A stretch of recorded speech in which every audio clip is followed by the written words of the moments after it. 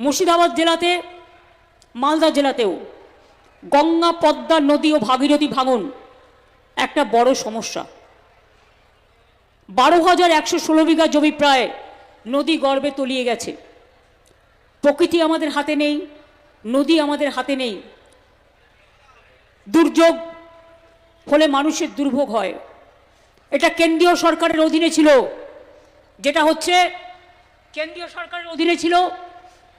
যেটা হচ্ছে গঙ্গা ভাঙন রোধ করা, বন্যা নিয়ন্ত্রণ করা। ফরাক্কার জল বাংলাদেশকে যখন দেওয়া হয়েছিল তখন এগ্রিমেন্ট হয়েছিল সেখানে ড্রেজিং করা হবে এবং রাজ্যকে 700 কোটি টাকা দেওয়া হবে। আজ পর্যন্ত ফরাক্কায় ড্রেজিং হয়নি, যার জন্য মানুষ ফরাক্কায় সাফার করে এবং 700 কোটি টাকাও আমরা 1 পয়সাও পাইনি।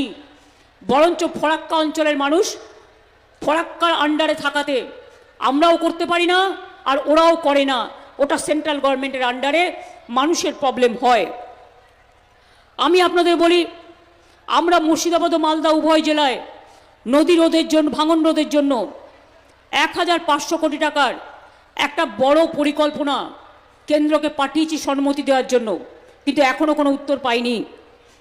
আমরা আপনাদের কাছে বলি, তা সত্ত্বেও 100 দিনের কাজের টাকা বন্ধ, গ্রামীণ রাস্তার টাকা বন্ধ, বাংলার বাড়ি তৈরির টাকা বন্ধ, সর্বশিক্ষা মিশনের টাকা বন্ধ, জলের টাকা বন্ধ।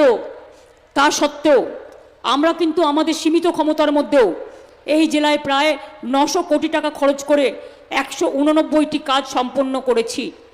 ধুলিয়ান ও শামসেরগঞ্জে 96 কোটি টাকা ব্যয়ে 6টি নদী ভাঙন রোধের প্রকল্পও আছে, যেগুলো আমরা ঘোষণা করেছিলাম এবং কাজ চলছে। বর্তমানে নদী ভাঙন উদ্যোগের অংশ হিসেবে রাজ্য সরকারের টাকায় 136 কোটি টাকা ব্যয় করে 17টি স্কিম চালু হয়েছে। আমরা এই নদী ভাঙন উদ্যোগের সূচনা করি, এর জন্য 200 কোটি টাকা বরাদ্দও করা হয়েছে। আপনারা জানেন, এত কষ্ট সত্ত্বেও একটা মা বোনেরা জানেন, যখন ঘরে কোনো অতিথি আসে তার সীমিত খরচার মধ্যে থেকেও তাকে অতিথিকে আপ্যায়ন করতে হয়, সেই টাকাটা জোগাড় করতে হয়। তেমনি মনে রাখবেন, কেন্দ্রীয় সরকারও যখন সব টাকা বন্ধ করে দেয় তখনও কিন্তু আমাদের সংসারটা চালাতে হয়, এবং সংসার চালাতে হয় তার কারণ মানুষের পরিকল্পনা যাতে বন্ধ না হয়ে যায় সেই জন্য। বাংলার বাড়ি আমাদের আমলে প্রায় 83 লক্ষ হয়ে গেছে। 12 লক্ষ টাকা আমরা অলরেডি দিয়ে দিয়েছি আরও, এবং 16 লক্ষ বাংলার বাড়ি, 16,50,000 মতো তারা জানুয়ারির 2nd উইকে প্রথম কিস্তির টাকা পেয়ে যাবেন। এবং তাছাড়াও সংখ্যালঘুদের আলাদা হয়, আদিবাসীদের হয়, আরও অন্যান্য স্কিমে হয়। মোট 1 কোটি বাড়ি আমাদের সরকার কিন্তু তৈরি করে দিয়েছে। মনে রাখবেন, আমরা বাংলায় 1,90,000 রাস্তা তৈরি করেছি এবং আরও 20,000 নতুন রাস্তা আমরা তৈরি করছি। তার অলরেডি কাজ শুরু হয়ে গেছে। আমি যারা জেলা পরিষদে আছেন, গ্রাম সভা পঞ্চায়েতে আছেন, সবাইকে বলবো 11,000 আরবান এরিয়ায় হবে। পঞ্চায়েতের নোডাল ডিপার্টমেন্টকে করেছি, উল্কানাথনকে একটা অফিসারকে দায়িত্ব দিয়েছি মনিটরিং করে, সিএস নিজে দেখছেন। সবাই দেখবেন যাতে কাজগুলো তাড়াতাড়ি শুরু হয়ে যায়। এবং আরও 19,000 গ্রামীণ রাস্তা তৈরি হচ্ছে নতুন করে, সেই কাজগুলো যাতে তাড়াতাড়ি হয়ে যায়। এছাড়াও মনে রাখবেন, ডিজাস্টার হলো উত্তরবঙ্গে একেবারে নাগরাকাটা থেকে শুরু করে, ধূপগুড়ি থেকে শুরু করে, আলিপুরদুয়ার থেকে শুরু করে, কুচবিহার থেকে শুরু করে, মাথাভাঙা থেকে শুরু করে আমরা কিন্তু তাদের সাহায্য করেছি। এসআইআরে মারা গেছেন আজ পর্যন্ত 40 জন বাংলায় শুধু। তাদের প্রত্যেক পরিবারকে আমরা সরকার থেকেও 2 লক্ষ টাকা করে দেব বলে ঘোষণা করেছি, তারা পেয়ে যাবেন। আর যারা হাসপাতালে আছেন তাদেরও সরকার থেকে 1 লক্ষ টাকা করে দেওয়া হবে। তাছাড়াও অনেক পরিবারকে আমরা আমাদের সাধ্যমতো সাহায্য করার চেষ্টা করেছি। আমি আপনাদের বলি, আমরা 99 লক্ষ লোকের গ্রামীণ বাড়িতে জল পৌঁছে দিয়েছি, জলের কানেকশন। আগে এই কানেকশনটা ছিল মাত্র 2 লক্ষ পরিবারে, কিন্তু এখন সেই কানেকশনটা বেড়ে হয়েছে 99 লক্ষ। কিন্তু আমাদের টার্গেট আরও অনেক বড় আছে। আমাদের টার্গেট আছে মোট 1,87,00,000 বাড়ি। সুতরাং কাজ চলছে, যখন টাকার সংস্থান করতে পারবো আস্তে আস্তে এই কাজগুলো আমরা করে দেব। এটুকু ভরসা আপনারা রাখতে পারেন। আপনারা জানেন লক্ষ্মীর ভাণ্ডার, বিহারে গদি সরকার কি করলো? ভোটের আগে যার বাইক আছে তা সে পায়নি, যার টিভি আছে সে পাবে না, যার একটা পাকা দেয়াল আছে সে পাবে না, যার ব্যাংক আছে সে ব্যাংকে টাকা আছে পাবে না। কিছু বেছে বেছে ভোটের আগে দিল 10,000, সারা বছর নয়, ভোট কেনার জন্য। আর যেই ভোট চলে গেল এলো বুলডোজার। ভোটের আগে 10,000, ভোটের পরে বুলডোজার, হাজার হাজার মানুষকে উৎখাত করলো, উচ্ছেদ করলো। আমরা 2021 সালে বলেছিলাম লক্ষ্মীর ভাণ্ডার করব। আজ যদি 21 থেকে 26 5 বছর আপনারা যুক্ত করেন, তাহলে মা বোনেরা মাসে 1,000 মানে কত হলো? 12 মাসে 12,000, আর 5 বছরে 60,000। গদিবাবুদের বলুন আগে ওই টাকাটা দিতে। আর যারা তপশিলি অধিবাসী তারা পেয়েছে 70,000, 12,000 করে পায়। এবং আজ শুধু নয়, আপনারা এরপর বার্ধক্য ভাতার জন্য যাবেন না মা বোনেরা, বিধবা ভাতার দরকার নেই। এই লক্ষ্মীর ভাণ্ডার যত দিন বাঁচবেন জীবনে তত দিন আপনারা পাবেন।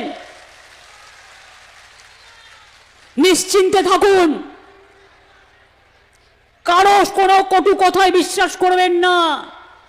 এখনো তো 6 মাস বাকি আছে ইলেকশনের। ইলেকশন ঘোষণা হবে ফেব্রুয়ারি মাসে। এরা চালাকি করে এত পেটের ক্ষুধা, মানুষকে ক্ষুধা মেটাতে টাকা দেয় না, কিন্তু ইলেকশনের আগে গভর্নমেন্ট যাতে কাজ করতে না পারে উন্নয়নে, সেই জন্য 6 মাস আগে থেকে, ইলেকশনের 3 মাস আগে এসআইআর ডিক্লেয়ার করেছে। আরে তোমার হিম্মত থাকলে তুমি 2 বছরে করতে। তুমি তো 2001 ইলেকশনের পরে শুরু করেছিলে, 2004 ফাইনাল লিস্ট বেরিয়েছিল। তাহলে আজকে হঠাৎ কি হলো? 4টে স্টেটে ইলেকশন হচ্ছে, বাংলা, তামিলনাড়ু, কেরালা, আসাম। তামিলনাড়ুতে বিজেপি গভর্নমেন্ট নেই, তাই এসআইআর হবে ইলেকশনের আগে। কেরালায় নেই, তাই এসআইআর হবে ইলেকশনের আগে। বাংলায় নেই, তাই এসআইআর করতে হবে। কিন্তু আসামে তো তুমি আছো, তাহলে আসামে কেন এসআইআর হবে না বাবু? একটু উত্তর দাও। উত্তর তোমায় দিতেই হবে। ত্রিপুরায় কেন হবে না? বিজেপি আছে বলে ত্রিপুরা বাংলাদেশের বর্ডার নয়? বলুন, রোহিঙ্গা যদি আসে, বাংলায় তো বর্ডার নেই, আসে মণিপুর হয়ে, মিজোরাম হয়ে, নাগাল্যান্ড হয়ে, সেখানে কেন এসআইআর হবে না? বিজেপি আছে বলে খোকা বাবুকে দুধ খাওয়াতে হবে। আর বাংলায় খোকা বাবুরা নেই বলে বাংলায় তার খাওয়া বন্ধ করে দিতে হবে। আমি পরিষ্কার বলছি, আমি সাম্প্রদায়িকতা বিশ্বাস করি না, সব ধর্মকে সম্মান করি, কিন্তু এটা জেনে রাখুন, মানুষের অধিকার কেড়ে নিলে সেটা মানব না, মানব না, মানব না। পরিষ্কার বলছি, বাংলা ভাষায় কথা বলা মানেই বাংলাদেশি। ওদের দেশের ভাষা এক, আমাদের দেশের ভাষা এক। এটা তো ঐতিহাসিক কারণে। 1947 সালের আগে সব তো একসাথে ছিল, তারপরে দেশ ভাগ হয়ে যায়। সুতরাং আমার বাংলা ভাষা আন্তর্জাতিক ভাষা। আমি ভাষায় মা বলতে শিখি। এই ভাষায় কেউ আম্মা বলে, কেউ মা বলে, কেউ মাদার বলে, কিন্তু মনে রাখবেন এ ভাষা আমাদের গর্ব। কবিদের ভাষায় মোদের গরব মোদের আশা, আমরি বাংলা ভাষা। সব ভাষাকেই সম্মান করি, উর্দু ভাষাকেও করি, নেপালি ভাষাকেও করি, রাজবংশী ভাষাকেও করি, কামতাপুরীকেও করি, সাদ্রিকেও করি, কুরুককেও করি, অলচিকিকেও করি, এবং আমরা শুধু তাই নয়, আমরা এদের রেকগনাইজও করেছি, হিন্দি ভাষাকেও, সব ভাষাকে করি।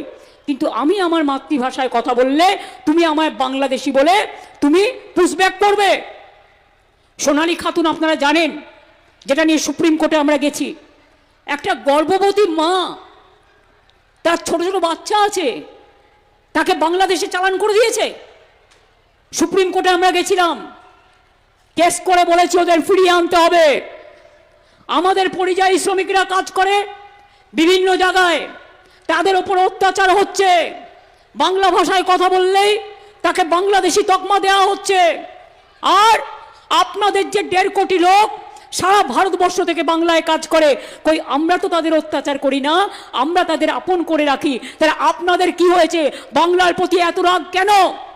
বাংলা বিদ্বেষী বিজেপি বাংলাকে পছন্দ করে না, তাই বলে কখনো বিদ্যাসাগরকে অপমান করে, কখনো রবীন্দ্রনাথ ঠাকুরকে অপমান করে, কখনো বঙ্কিমচন্দ্রকে অসম্মান করে, কখনো রাজা রামমোহন রায়কে অসম্মান করে। বিজেপির ডাবল ইঞ্জিন সরকার এসআইআর এর নামে ডিটেনশন ক্যাম্প তৈরি করছে। বাংলায় আমাদের প্রতি যদি বিশ্বাস ভরসা আস্থা আপনাদের থাকে, কোনো ডিটেনশন ক্যাম্প বাংলায় হবে না। বিজেপি কান খুলকার শুনলো, কান খুলে শুনে নাও, কোনো ক্ষমতা নেই তোমাদের, কোনো ক্ষমতা নেই, মাথায় রেখো। নিজের নামটা ভোটার লিস্টে তুলবেন, এবং আমি এখনো তুলিনি, কেন জানেন তো? যতক্ষণ আপনারা না তুলবেন ততক্ষণ আমি তুলব না। আমি যেটা বলি আমি করি, তাই আমি এখনো তুলিনি। কোথাও সার্ভার ডাউন করে দিচ্ছে, কোথাও একটা নাম তুলে গিয়ে আর একটা নাম তুলছে, কোথাও পরিবার শিফট হয়েছে, বিয়ে করেছে, অন্য জায়গায় গেছে, তার নামটা তুলছে না। এরপর আবার হিয়ারিং আসবে, হিয়ারিংয়ে কিন্তু ডাকলে যাবেন, কেন জানেন তো? না গেলে আপনার নামটা কেটে দিকে, এটা আমরা চাই না। নামটা কেটে দিয়ে বলবে তুমি এদেশের নাগরিক নও। আমরা আপনাদের সাহায্য করব। কি করে সাহায্য করব? আমাদের প্রত্যেকটা বুথে বুথে ক্যাম্প করতে বলেছি, যাতে আপনারা ফর্মটা ফিল আপ করতে পারেন ভালো করে। দ্বিতীয়ত, গভর্নমেন্টও আমি অলরেডি অ্যানাউন্স করেছি পরশু দিন, সেইটা বলছি, আমরাও বুথে বুথে, মানে গ্রাম জিপি গ্রাম সভা বেছে বেছে, আমরা মে আই হেল্প ইউ, আমি কি আপনাকে সাহায্য করতে পারি বলে একটা করে বুথ ক্যাম্প হবে। যার শংসাপত্র নেই, যার কোনো কিছুর অভাব আছে, সেই ক্যাম্পে যাবেন এবং গিয়ে বলবেন আমার এইটা প্রবলেম আছে, আমাকে এটা করে দিন। গভর্নমেন্টও করবে গভর্নমেন্টের কাজ, আর পার্টিও করবে পার্টির কাজ, এটা মাথায় রাখবেন। আপনাদের যাতে কোনো অসুবিধা না হয়, এটা দেখা আমাদের কাজ।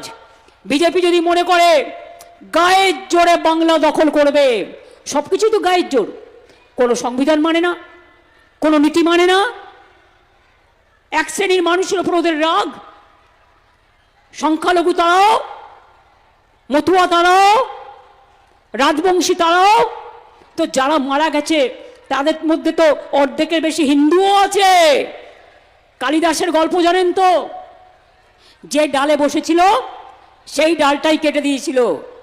সুতরাং এমন কিছু কেউ করবেন না, যে গাছের ডালে বসে আছেন সেই গাছের ডালটা কাটবেন। এসআইআর করে বিজেপি আরো গেছে, যেটুকু ছিল সেটুকুও গেছে, আরো যাবে। ওদের শূন্য করে দিন, ওদের ভাড়ার শূন্য করে দিন। বিহারে চালাকি করে 4টে করে ইন্ডিপেন্ডেন্ট দাঁড় করিয়েছিল। মনে রাখবেন, ইন্ডিপেন্ডেন্টরা ভোট কাটলে আপনার লোকসান, বিজেপির সুবিধা, সুবিধা করতে কাউকে দেবেন না। আর যারা ইলেকশনের সময় ব্ল্যাকমেলিং করে তাদের বলবেন এখন ব্ল্যাকমেলিং নয়, জীবন বাঁচাবার সময়, জীবনের অস্তিত্ব রক্ষা করার সময়, জীবনের সম্মান রক্ষা করার সময়। লক্ষ্মীর ভাণ্ডার আমার এখানে প্রায় 2,21,00,000 মা বোনেরা, কন্যাশ্রী 1 কোটি, রূপশ্রী যাদের বিয়েতে 25,000 টাকা করে দেওয়া হয় 22,02,000, স্বাস্থ্যসাথী 2,45,00,000 পরিবার, বিনা পয়সায় ওষুধ, চশমা, সব কিছু আমরা করে দিই। শিক্ষাশ্রী আছে তপশিলীদের জন্য, মেধাশ্রী আছে ওবিসির জন্য, কন্যাশ্রী আছে মেয়ে সন্তানদের জন্য, ঐক্যশ্রী আছে সংখ্যালঘুদের জন্য। 4,05,00,000 লোক ঐক্যশ্রীতে সংখ্যালঘুরা স্কলারশিপ পেয়েছে। আমি যেমন জগন্নাথ ধামও করি, আমি তেমনি মুসলিম বেরিয়াল গ্রাউন্ডেরও প্রাচীর কবরস্থান তৈরি করে দিই, মাথায় রাখবেন। পুরোহিতদের ভাতাও যেমন দিই, আমি মুয়াজ্জেম ইমাম সাহেবদেরও দিই, কারণ তারা আমার অনেক সমাজের কাজ করে। আমি লোকশিল্পীদেরও দিই, যারা গান গায়, ঢোল বাজায়, নানা রকম সাংস্কৃতিক কাজকর্ম করে। কাজেই এই কাজগুলো আমরা করেছি এবং করব। প্রত্যেকটা মানুষ বিনা পয়সায় খাদ্য পান।